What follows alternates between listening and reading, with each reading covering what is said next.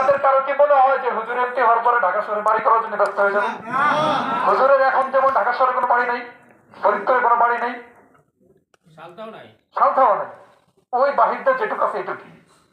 হুজুর যদি আল্লাহ যদি হুজুরকে সংসদ সদস্য করে সংসদ পর্যন্ত নেয়, হুজুর এরকমই থাকবে।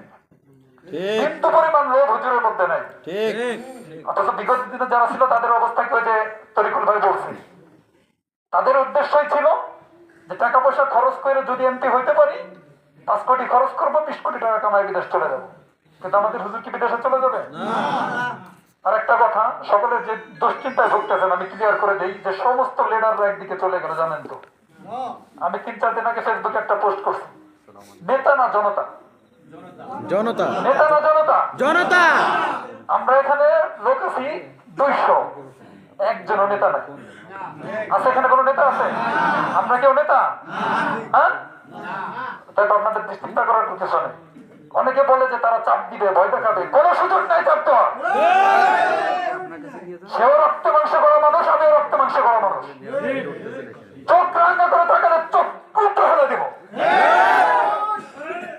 সেদিন চলে গেছে 24-এর গণঅভ্যুত্থান চলে গেছে, কেউ ভয় পাবেন না। অনেকে বলেন যে চাপ দিয়ে কেন্দ্রে উল্টা পাল্টা করবে, বানিয়াকান্দি বনগ্রামে হিন্দুদেরকে চাপ দিয়ে ভোট নিয়ে যাবে, কোনো সুযোগ নাই। সৎ সাহস থাকবেন বুকে, আল্লাহর জন্য কাজ করব। অনেক রাত হয়ে গেছে, আমি সর্বশেষ একটা কথা বলছি। আপনারা আমার বাড়িতে আসছেন, আপনারা সকলে আমার মেহমান। আপনাদের জন্য সামান্য মেহমানদারির ব্যবস্থা করছে, আমাদের জিনাত করছে ওর পক্ষ থেকে। আপনারা দোয়া শেষে হুজুর কথা বলে দোয়া করবে, কেউ যাবেন না, ঠিক আছে?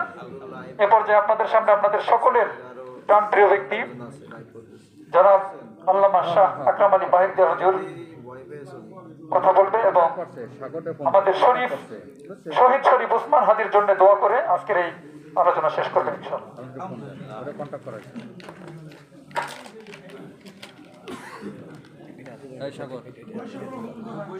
আপনি বসে বলেন, বসলে হবে।